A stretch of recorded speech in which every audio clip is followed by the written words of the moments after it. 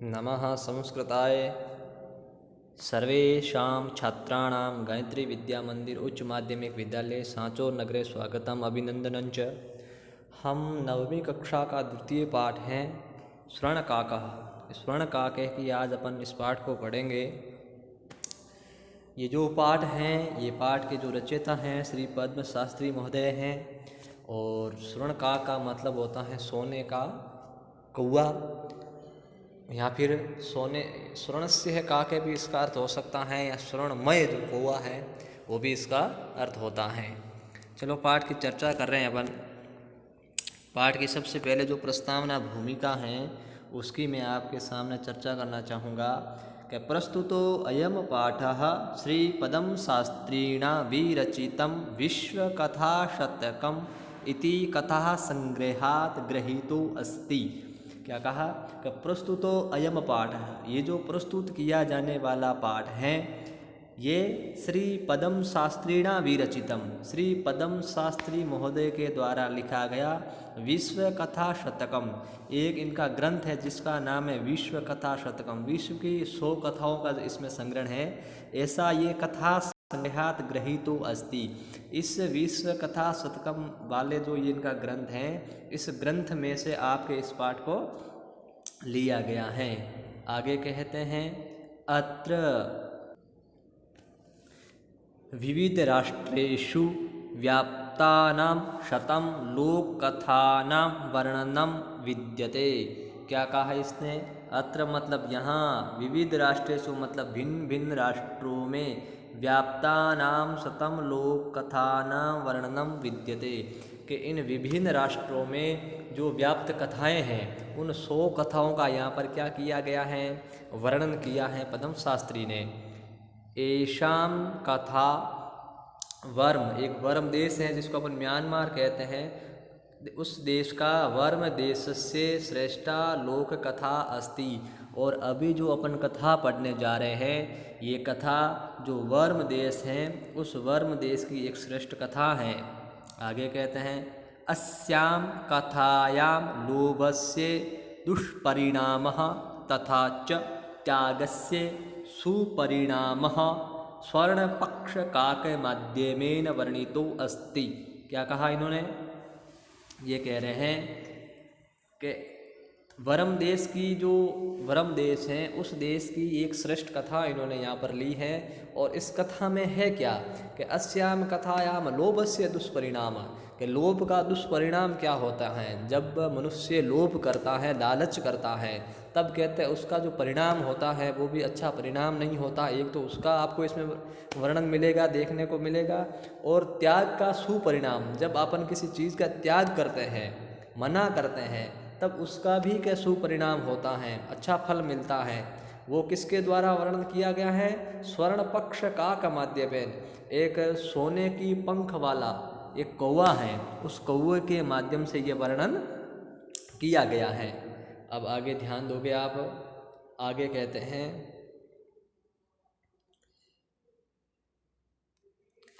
कि पूरा कस्मंचित, अब यहाँ से कथा का प्रारंभ हो रहा है कि पूरा कस्मंचित ग्रामे एका निर्धना वृद्धा स्त्री निअवशत। क्या कहा?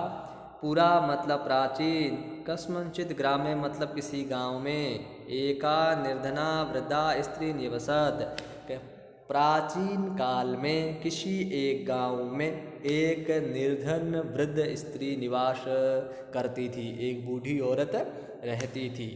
तस्याः च एकः दुहिता विनम्रा मनोहरा च आसीत्, कि वो जो वृद्ध औरत रहती थी गांव में, उसकी एक पुत्री थी जो बहुत ही विनम्र और मनोहर थी। विनम्र मतलब अच्छे स्वभाव वाली और बहुत ही सुंदर थी, ऐसी उसकी एक पुत्री थी। एकदा माता स्थाल्यां तंडुलान निक्षिप्य पुत्रीम आदिशत। क्या कहा?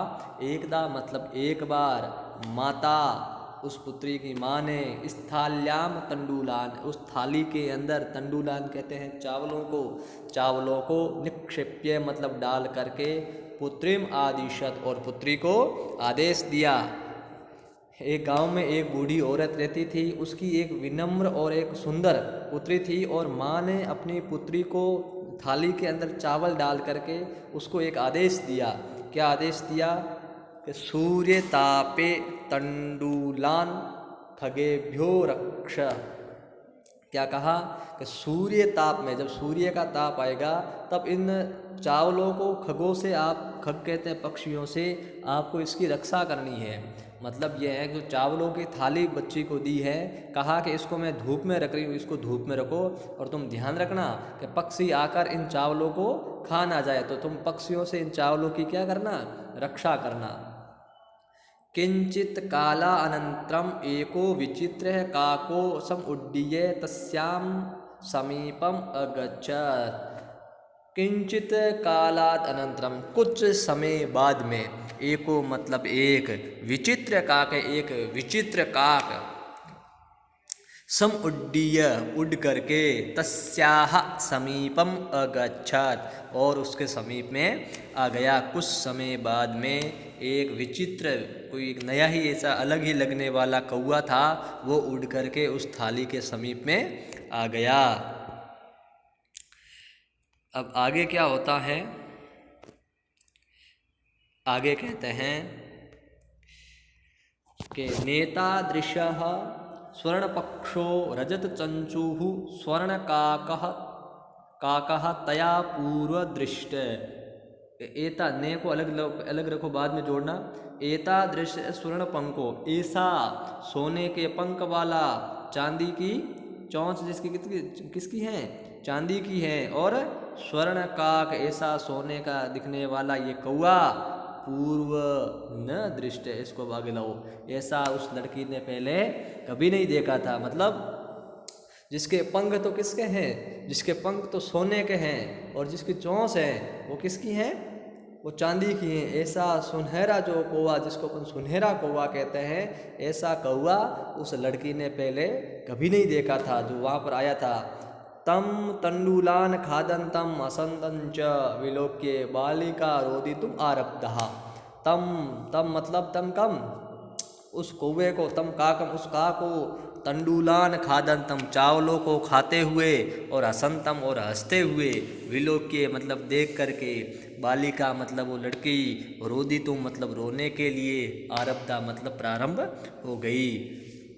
जब वो कौवा उन चावलों के कणों को खा रहा था और खाते खाते उनको देखकर हंस भी रहा था, तो ऐसा देख करके वो लड़की, वो बालिका रोना उसने आरंभ कर दिया, वो रोने लग गई। आगे कहते हैं तम निवारयंती सा प्रार्थयत, उसको दूर करते हुए वो उनसे प्रार्थना करने लगी। वो लड़की उस कौवे को दूर करते हुए प्रार्थना करने लगी। क्या? कि तंडुलान माँ बक्षय, इन चावलों को तुम मत खाओ। तंडुलान मतलब चावलों को, यहाँ पर ये जो माँ शब्द आया ना, ये निषेध अर्थ में आता है, इसका मतलब नहीं होता है कि तुम इन चावलों के कणों को मत खाओ। मदिया माता अतीव निर्धना वर्तते, क्यों? क्योंकि जो मेरी माँ है वो बहुत ही निर्धन है। निर्धन मतलब गरीब है। स्वर्ण पक्ष है काक है प्रवोच है, तो स्वर्ण पक्ष का जो सुनहरा कौवा था, वो कौवा प्रोवाच, प्रोवाच मतलब बोला। क्या बोला? माँ शुच, तुम दुखी मत हो, दुखी मत हो। सूर्य उदयात प्राग ग्रामात वही पीपल वृक्षम अनुतव्या आगंतव्यम। क्या कहा?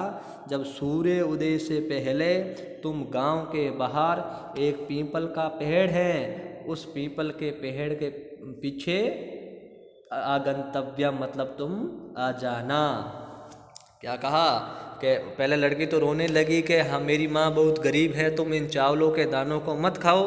तो वो कौवा क्या बोला कि आप दुखी मत हो, तुम कल सूर्य उदय से पहले गांव के बाहर एक पीपल का पेड़ है, तुम उस पीपल वाले पेड़ के पीछे आ जाना। अहम तुभ्यम तंडुल मूल्यम दास्यामी, और मैं तुमको वो जो तुम्हारे चावलों का जितना भी मूल्य होता है वो मैं तुम्हें वो दे दूंगा। तुम पीपल के पेड़ के पास वहाँ पर आ जाना और तुम्हारे चावलों का जो भी मूल्य होगा वो मैं तुमको दे दूंगा। पर हर्षिता बालिका निद्रामपि निलेपे, और खुशी हो गई थी, हर्षित हो गई थी, तो खुशी के मारे बालिका ने तो निद्रा भी नहीं ली थी, उसको नींद भी नहीं आई कि पता नहीं सुबह क्या होगा, वहाँ जाऊंगी तो वो मूल्य कैसे देगा, पैसे जो भी होता है कैसे क्या होगा। इतनी वो खुश हो गई बालिका, जिसकी वजह से उसको नींद भी नहीं आई। अब आगे कहते हैं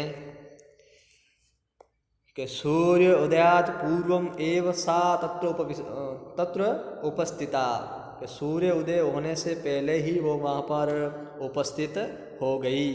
वृक्षस्यो ऊपरी विलोक्य सा च आश्चर्यचकिता समझाता। क्या हुआ? वृक्षस्यो ऊपरी, वृक्ष के ऊपर, विलोक्य मतलब देख करके, सा मतलब है लड़की बालिका, च मतलब और आश्चर्यचकिता समझा, तो आश्चर्यचकित रह गई, आश्चर्यचकित हो गई। क्यों? यह तत्र स्वर्णमय प्रसादो वर्तते, वहाँ पर क्या है? एक स्वर्णमय मतलब सोने का, प्रसादो मतलब प्रसाद, महल, सोने का उसने क्या देख लिया? महल देखा। जब सूर्य उदय होने से पहले वो लड़की उस पेड़ के पास में गई तो उसने पेड़ के ऊपर क्या देखा? एक सोने से बना हुआ एक महल देखा, जिसको देखकर वह आश्चर्यचकित हो गई। यदा काकः शयित्वा प्रबुद्धः तदा तेन स्वर्णगवाक्षात् कथितम्। अब क्या वो शयित्वा, यदा काक शयित्वा, जब जो कौवा था वो शयित्वा मतलब सो करके, प्रबुद्ध मतलब जागा उठा, तदा मतलब तब, तेन मतलब उसके द्वारा, स्वर्ण गवाक्षात जो सोने की बनी हुई, क्या गवाक्ष कहते हैं खिड़की को, उस सोने की बनी हुई खिड़की में से तत्कथितम और बोला। जो कौआ उठा सुबह तो उठते ही वो सोने की एक पास में खिड़की बनी हुई थी और खिड़की में से उस बालिका के लिए क्या बता कि हो बाले के ओ बालिके त्वम आगता तुम आ गई, तिष्ठे तुम ठहरो, अहम त्वत्कृते सोपानम अवतारयामी, मैं तुम्हारे लिए क्या उतारता हूँ, एक सोपान उतारता हूँ। सोपान कहते हैं सीढ़ी को, मैं तुम्हारे लिए एक सीढ़ी उतार रहा हूँ। दोबारा देखो क्या कहा, जब कौआ उठा और खिड़की में से उसने उस बालिका को देखा और कहा अच्छा बालिके तुम आ गई, तुम यहीं ठहरो, मैं तुम्हारे लिए ऊपर चढ़ने के लिए क्या उतार रहा हूँ, एक सीढ़ी उतार रहा हूँ। तत्कथे और तुम कहो क्या, तत्कथे अब कहो, स्वर्णमयम रजतमयम ताम्रमयम वा, अब तुम बताओ जो मैं सीढ़ी उतार रहा हूँ वो कैसी हो, सोने वाली हो, स्वर्णमय मतलब सोने वाली उतारूँ, रजतमय मतलब चांदी वाली उतारूँ, ताम्रमयम मतलब तांबे वाली उतारूँ, आप ही कहो आपके लिए कैसी सीढ़ी चाहिए वो मैं उतारता हूँ। कन्याम अवदत, और कन्या क्या बोली, अहम निर्धन मातु दुहितास्मि, मैं निर्धन माता की क्या हूँ, बेटी हूँ, मेरी माँ निर्धन है और मैं निर्धन माँ की बेटी हूँ। ताम्र सोपानेन एव आगमिष्यामि, मैं तो जो तांबे की आपकी सोपान है, तांबे की जो सीढ़ी बनी हुई है उस सीढ़ी के माध्यम से ही ऊपर आ जाऊंगी, मेरे लिए चांदी और सोने की सीढ़ी उतारने की कोई ज़रूरत नहीं है। परम स्वर्ण सोपानेन सा स्वर्ण भवनम आरोहत, लेकिन वो सोने से बनी हुई सीढ़ी से ही ऊपर भवन तक पहुंची। जो कौवा था वो तो परीक्षा ही तो ले रहा था, उसने पूछा कि भाई तुम्हारे लिए मैं कैसी सीढ़ी भेजूं, तो उस कन्या ने कहा मैं गरीब हूं इसलिए मुझे चांदी और सोने की ज़रूरत नहीं है, आप जो कोई भी तांबे की हो वो मेरे लिए भेज दो। लेकिन उस कौवे ने उसके लिए कैसी सीढ़ी भेजी, सोने की भेजी, और सोने की सीढ़ी से ही वो बालिका ऊपर चढ़ी। अब आगे कहते हैं कि चिरकालम भवने चित्र विचित्र वस्तूनि समजातानि सज्जितानि दृष्ट्वा सा विस्मयम गता। क्या कहा, चिरकालम भवने, लंबे समय तक उस भवन में, चित्र विचित्र वस्तूनि, चित्र और विचित्र वस्तु, सज्जितानि दृष्ट्वा चा विस्मयम गता, उसने विचित्र भिन्न भिन्न प्रकार की वहाँ पर जो वस्तुएं सजी हुई थी उस महल के अंदर, उसको देखकर वो विस्मय हो गई, आश्चर्यचकित हो गई कि ऐसी क्या, ऐसा भी होता है क्या, ऐसे हो गई। श्रांताम ता विलोक्य काकः अवदत। देखो इसने लिखा ना श्रांताम, ता यहाँ पर ता नहीं, ता के ऊपर बिंदी भी आती है ना, ताम, यहाँ पर ताम होगा। श्रांताम ताम मतलब जो थक गई हैं ऐसी, कौन, वो बालिका थी, उस बालिका को देख करके काक अवदत, और वो कौआ बोला। जब वो ऊपर भाई चढ़ के आई थी सीढ़ियों से महल पर, तो थोड़ी उनको थकी हुई दिखी, तो ऐसा देखकर उस लड़की को कौआ बोला क्या, कि पूर्वम लघु प्रातराश क्रियताम, सबसे पहले आप क्या करो, लघु प्रातराश मतलब थोड़ा सा नाश्ता या खाना वाना खा लो। वद त्वाम स्वर्ण स्थाल्याम भोजनम करिष्यसि किं वा रजत स्थाल्याम उत ताम्र स्थाल्याम, अब तुम ही बताओ तुम किस थाली में भोजन करना चाहोगी, सोने की थाली में या फिर रजत की थाली में या फिर तांबे की थाली में, किस थाली में तुम भोजन करोगी। बालिका अवदत, और बालिका क्या बोली, ताम्र स्थाल्याम एव अहम, मैं तो तांबे की जो थाली है उसमें ही भोजन करूंगी। निर्धना भोजनम करिष्यामि, ये जो निर्धन बालिका दिख रही है, ये निर्धन बालिका तांबे की थाली में ही भोजन कर लेगी। तदा सा आश्चर्यचकिता समझाता, तदा स्वर्ण काकेन स्वर्ण स्थाल्याम भोजनम परिवेशितम, और वो तो तब आश्चर्यचकित ही हो गई जब कौवे ने उसके लिए जो भोजन परोसा था, वो कैसी थाली में परोसा, वो सोने की थाली में परोसा। जब उसने पूछा तो वो ऐसे पूछ रहा था कि भाई आप किस थाली में करो, उसने तो कहा मैं गरीब हूँ, आप मेरे लिए तांबे की थाली में भी भोजन ले आए, लेकिन ना, उस कौवे ने उसके लिए किस थाली में भोजन परोसा, सोने की थाली में। अब आगे कहते हैं कि ने एतादृशम स्वादु भोजनम अद्यावधि बालिका खादितवती, ऐसा भोजन, ऐसा स्वादु भोजन, ऐसा स्वादिष्ट भोजन, ये क्या कहा, अद्यावधि आज तक उस बालिका ने कभी नहीं खाया। इतना स्वादिष्ट भोजन था जो बालिका ने आज तक ऐसे भोजन नहीं किया था, खाया ही नहीं कभी ऐसा। काको अवदत, अब कौआ बोला कि बालिके अहम इच्छामि यत् त्वं सर्वदा अत्र एव तिष्ठ, हे बालिके मैं तो यही इच्छा करता हूँ, मैं तो यही चाहता हूँ क्या, कि तुम सर्वदा मतलब तुम हमेशा ही यहीं पर रहो। उस कौवे ने उस बालिका से कहा मेरी तो यह इच्छा है, मैं तो ये मानता हूँ आप हमेशा यहीं पर ही रहो। परम त्व माता तु एकाकिनी वर्तते, लेकिन तुम्हारी माता तो अकेली है, वो तो वहाँ पर अकेली रहती है। अतः तुम शीघ्रमेव स्वगरम गच्छ, इसलिए तुम जल्दी ही अपने घर चली जाओ।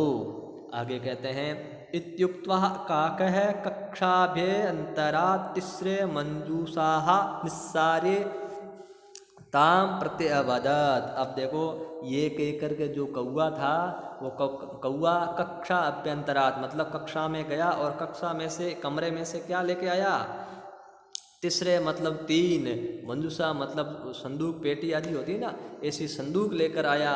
निस्सार्य मतलब निकाल करके, ताम प्रति अवदत, और उस लड़की के प्रति बोला। अब वो कौआ अंदर गया और अंदर जा कर के क्या लाया, 3 संदूक लाया, और क्या बोला कि बालिके यथा इच्छम गृहाण मंजूषाम एकाम, जो आपकी इच्छा हो, जैसी आपकी मर्जी हो, आप इन 3 मंजूषा में से कोई भी 3 संदूक में से एक संदूक ले लो। लघुतमा मंजूषाम प्रगृह्य बालिका कथितम इयत एव मदीय तंडूला नाम मूल्यम। क्या कहा उसने, उस बालिका ने, जो देखो कौवे ने उसके सामने 3 संदूक रखी कक्षा में से बाहर लाकर, और बालिका से कहा देखो बेटी तुम इन तीनों में से कोई भी जो आपको अच्छी लगे उनमें से एक तुम ले जाओ। लेकिन उस बालिका ने तीनों में से जो सबसे लघु मतलब सबसे छोटी थी, वो सबसे छोटी संदूक ली और उसको ले करके क्या बोली, इयत एव मदीय तंडुलान मूल्य, मेरे जो चावलों के कण हैं, मेरे चावलों के कणों का बस इतना ही मूल्य है, ज़्यादा मूल्य नहीं है। आगे क्या होता है देखो, गृहम आगत्य तया मंजूषा समुद्घाटिता तस्याम महारहाणी हीरकाणी विलोक्य सा प्रहर्षिता। तद, इसमें क्या लिखा, तद धनम अधिका, उसमें क्या था, तद दिन धन धिका। इसको अलग अलग आप कैसे पढ़ोगे?